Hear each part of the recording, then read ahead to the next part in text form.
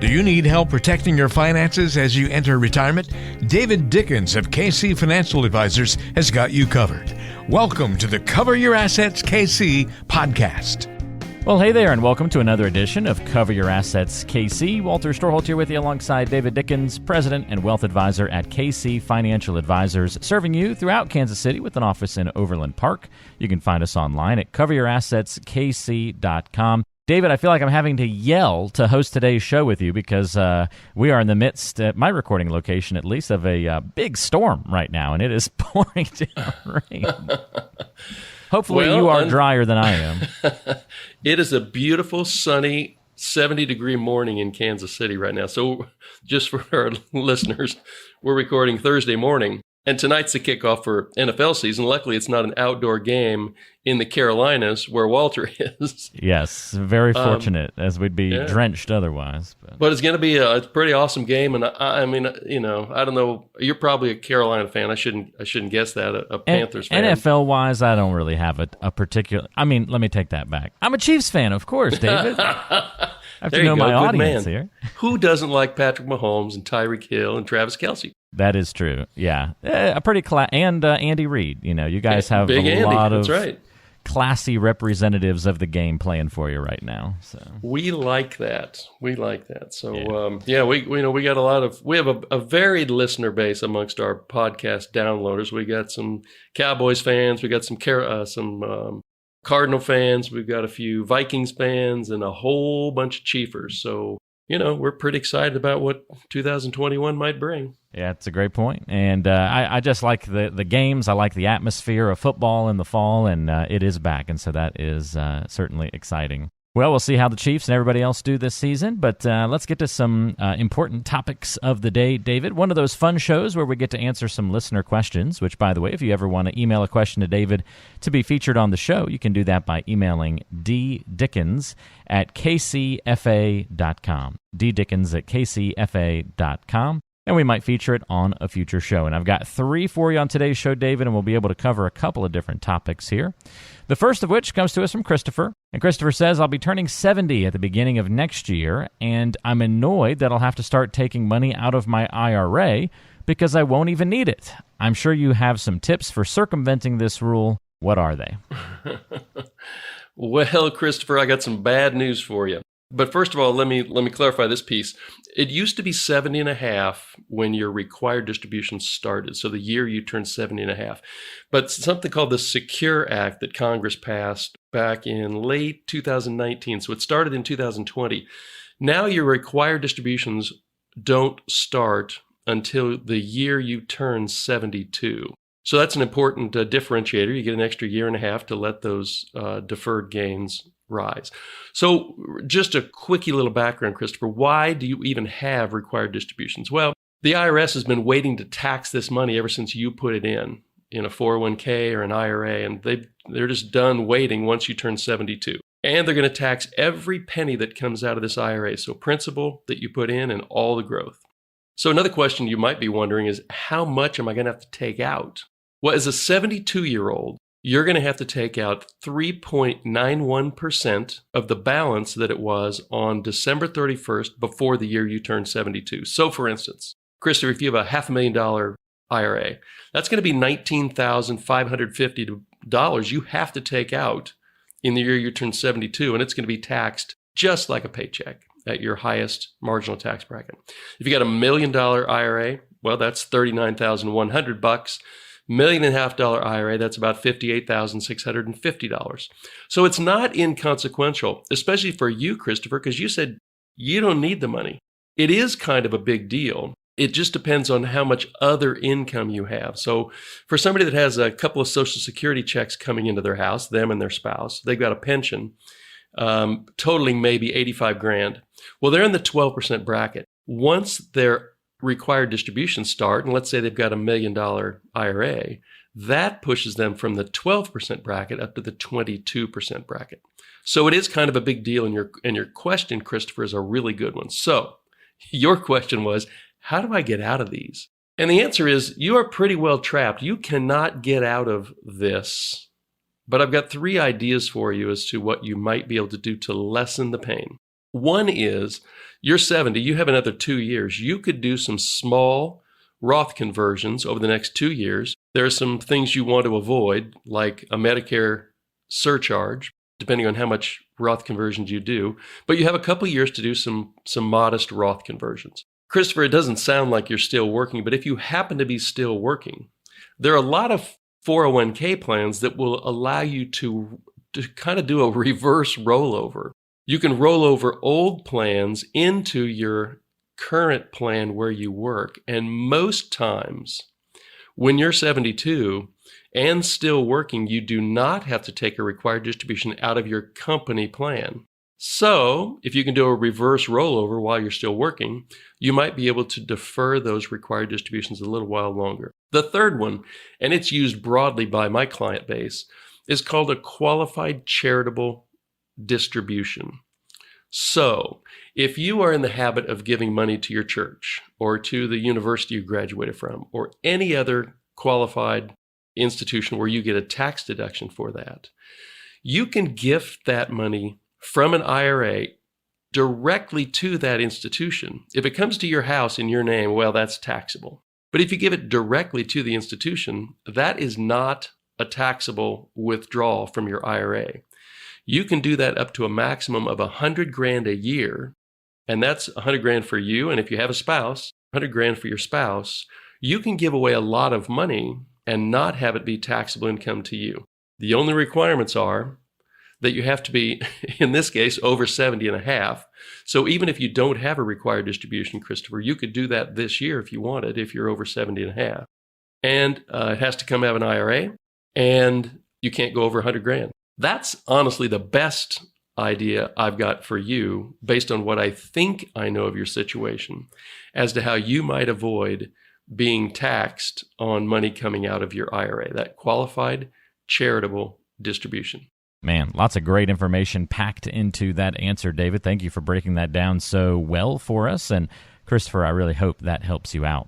By the way, if you ever need to talk to David about your situation, kind of like this question that Christopher asked, and would like to go into more details about your particular situation, you can get in touch a few different ways.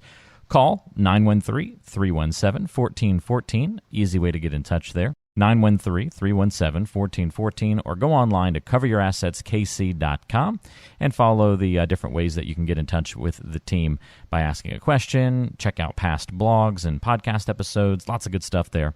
And you can also request your complete planning review and go through the CPR process with David and the team. Again, that's coveryourassetskc.com, and we'll put contact info in the description of today's show. All right, I've got another question here. This one's from Brad. Brad says, they recently announced at work that our 401ks are now going to have a Roth option.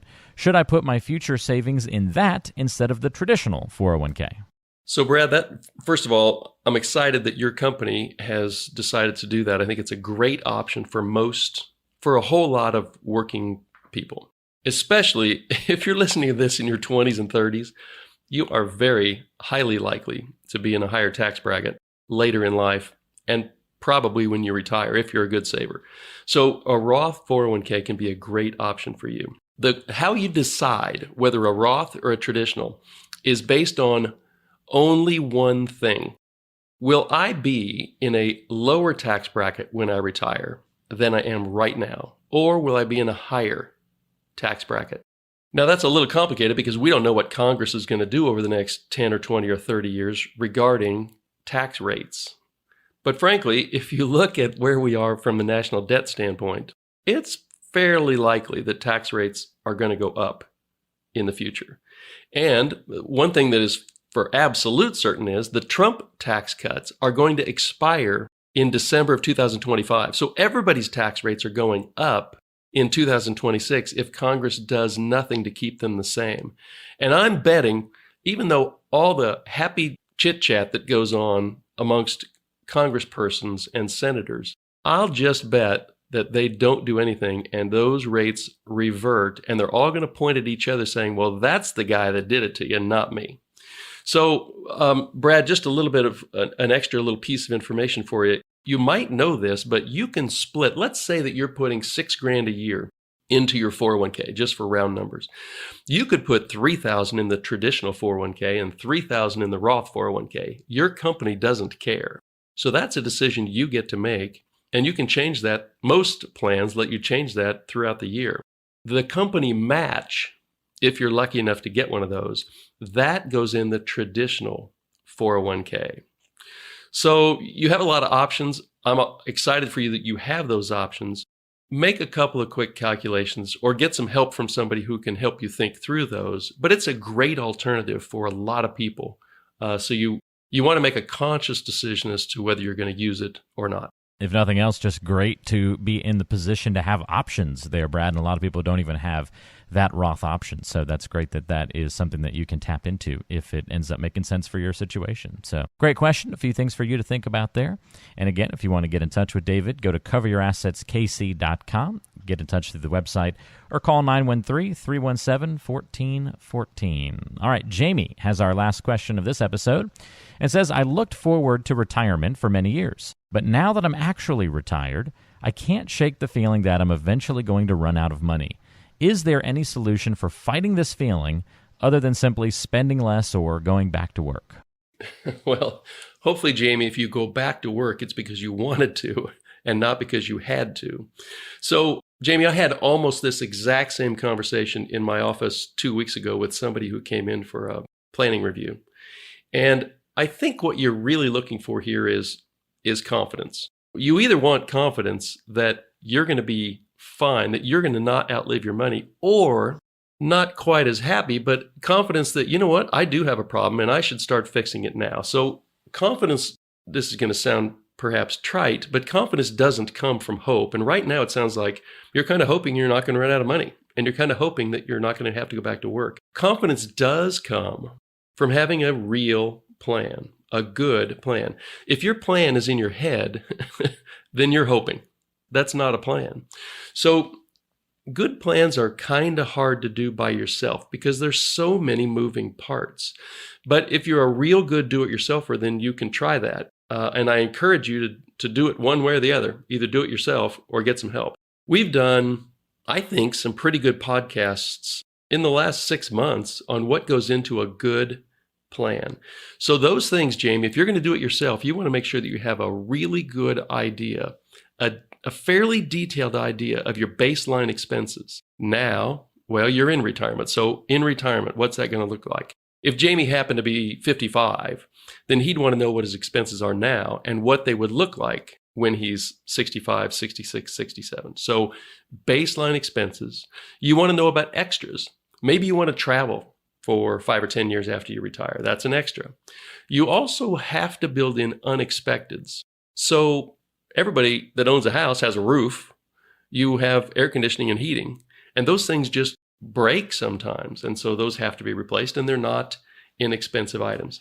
Then, Jamie, for your plan to give you the confidence going forward, you need to know your income sources, maybe Social Security, maybe a pension, and supplemented by withdrawals from hopefully a big fat 401k or an IRA rollover. You'll want to know what your taxes are going to be in retirement, and are they going to change when you start taking required distributions? We won't know what inflation is going to be, but you have to make a projection as to how your expenses are going to rise based on future inflation, because they are.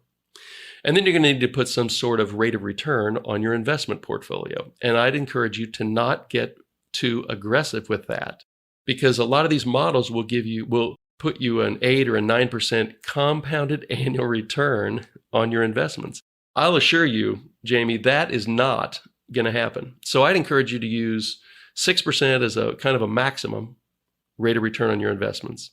And if you can not run out of money based on all those factors, including a 6% rate of return on your money, you can get to age 100 and not run out of money, then I'd say you ought to have a tremendous amount of confidence in your retirement. But if your plan shows that you run out of money at 72 and all you're going to live on is Social Security, then I would have a tremendous amount of confidence that you should either cut your spending or maybe pick up a part-time job. So, Jamie, you're asking a really good question. It would have been an awesome question to ask when you're 60 or 58. But you know what? You're asking it. So that's what I'm confident that to gain the confidence you want, you just need to have a really good plan. And this is a better starting date than 6 months from now. So good luck. If we can help you in any way, then you ought to shoot me an email or give me a call. But getting started on the plan today is your best idea. Great question, Jamie. Thank you for sending that one in. And again, if you want to reach David a couple of ways, the email is ddickens@kcfa.com. And you can go online to coveryourassetskc.com or give a call to 913-317-1414. And that contact info is pretty easy to find. Just check the description of today's show, and you'll see a link there that takes you to where you can get in touch in those multiple different ways. David, thank you so much. We covered a lot of ground on today's show, and hope you enjoy the first NFL game of the season tonight as we record today's episode, and we'll look forward to another conversation with you next week. Yeah, I'm going to have at least one eye on this game, and I think it ought to be pretty entertaining, and then we're off and running. So that'll be fun. Next week, I'm pretty sure that we're working on a podcast that is for all of the procrastinators yeah. who listen to our podcast. So this one's like tailor-made for me, David. So make sure you tune in to the next podcast. I think we'll have a little fun with that. Yeah, if you're a procrastinator, this will be the one for you, no doubt about it. We're going to talk about should you or shouldn't you put off certain financial decisions, what are the consequences, and much more. We'll dive into that next time right back here on Cover Your Assets KC. Thanks for listening. Investment advisory services offered through Brookstone Capital Management, LLC, BCM, a registered investment advisor. BCM and KC Financial Advisors are independent of each other. For full disclosures, please visit our website at www.coveryourassetskc.com.